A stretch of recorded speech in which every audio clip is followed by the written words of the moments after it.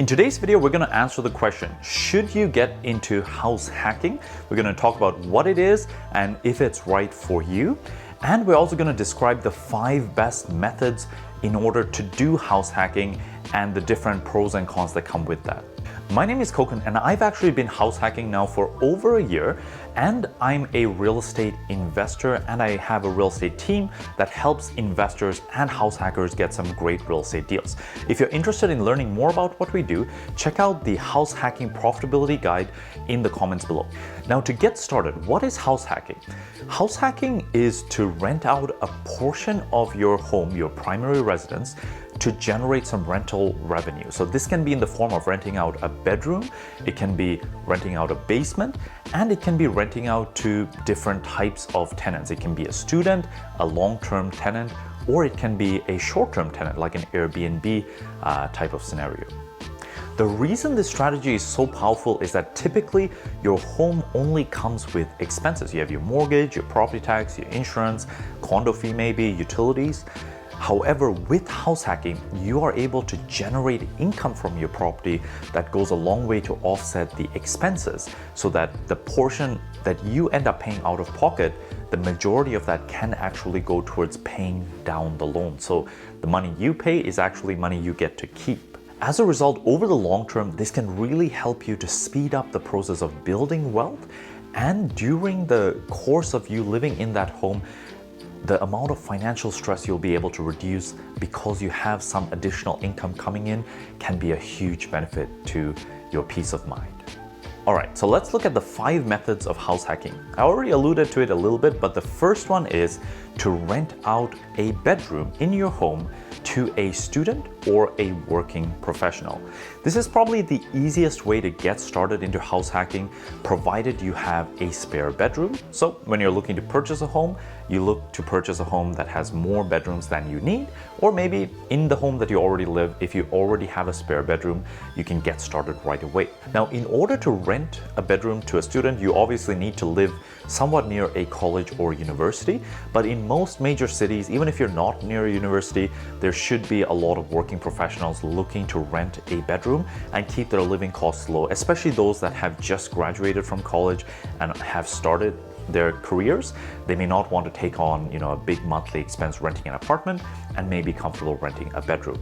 This strategy does come with some loss of privacy, as you'll be sharing typically your living room, your kitchen, and maybe a bathroom. So based on the configuration of your home, that is something you'll have to consider if you are willing to give that up and make that sacrifice. With this method, you can look at getting anywhere from $500 to $800 per bedroom per month.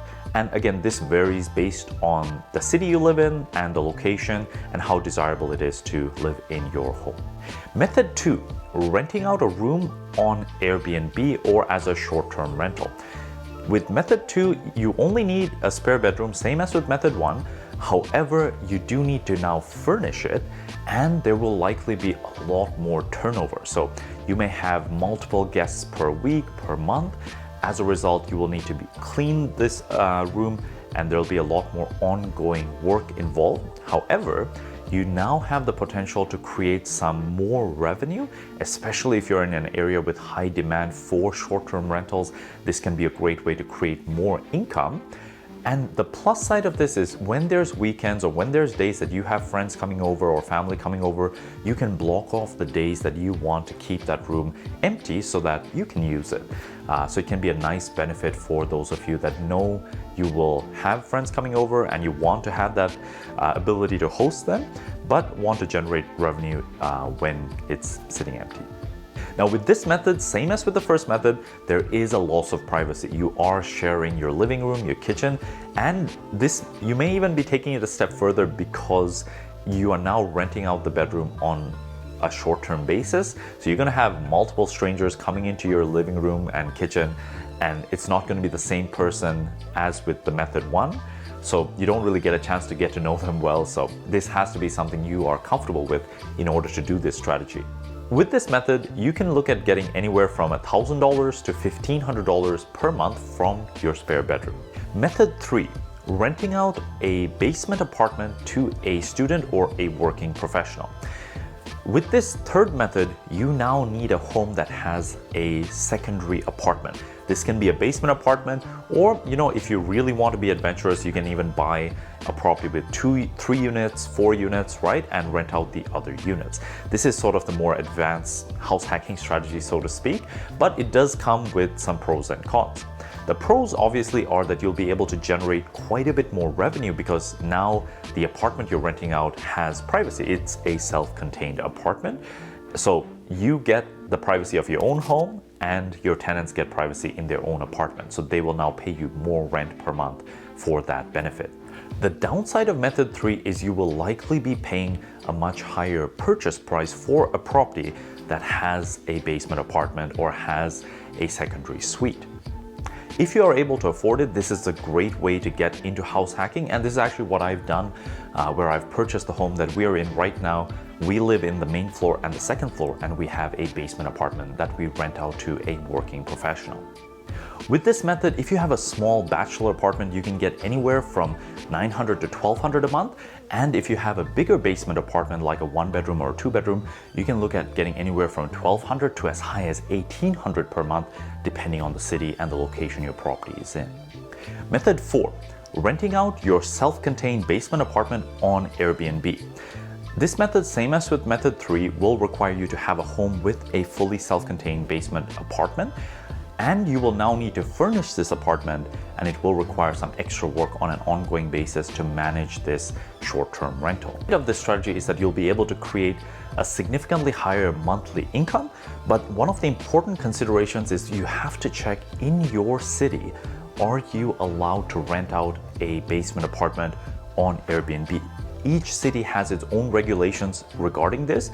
Most cities, thankfully, are allowing an owner to rent out a portion of their home on Airbnb, even though they're currently banning many landlords from doing this on investment properties. As a homeowner, most of the cities are somewhat flexible on this, which is a benefit if you are someone who wants to do house hacking, but it's important you check the rules just to avoid any disappointments. With this strategy, you can look at making anywhere from $1,500 and up to as high as $2,500 just from a basement apartment. Now, the fifth method can be done both if you have a room to rent out or if you have a basement apartment to rent out. This fifth method is to rent to students from September to April and then rent on Airbnb from May through August. This specific method is extremely beneficial if you live in an area where there's a high demand for short-term rentals, but during the summer only. For example, in the Niagara region, there is an incredible demand for Airbnbs from May through August. That's the summer season. People are coming, tourists are coming. The prices, the nightly rates of Airbnbs can be double or triple what it is in the low season. The low season though matters, because if you own an Airbnb in the Niagara region, which I have had, the winters can be quite brutal because there's all these short-term rentals that were making money in the summer, and as a result, they're now trying to stay afloat in the low season. So they're cutting their prices drastically. And at that point, sometimes it's not even worth renting out on a short-term basis if the rates are so low with all the extra hassle. By doing this hybrid strategy, you know there's high demand for students from September through to May if you're near a college. So in the Niagara region, near Brock University, near Niagara College, those 8 months you will get premium rents from students. And especially if you offer a short-term lease, 8 months only, you may be able to command a higher monthly rental rate because students also prefer to rent for 8 months and be able to go home in the summer. So you'll get a higher rent from students during the 8 months, and you'll be able to charge peak prices during the summer season, which is the highest priced months. So you can do this for a single bedroom, you can do this for a basement apartment. Either way it works, and you will likely get one of the best combinations in terms of the highest income possible. And if you really do this well, you may be able to live completely for free in the home that you live in. I hope you found this helpful. If you have any questions, feel free to comment below. If you're interested in house hacking, check out our House Hacking Profitability Calculator in the comments below, where you can run the numbers on different properties that you may be considering purchasing to know what is that property going to cost you on a monthly basis after accounting for the house hacking revenue. It's a free tool that we're providing here at Team Koukun. And until next time, all the best.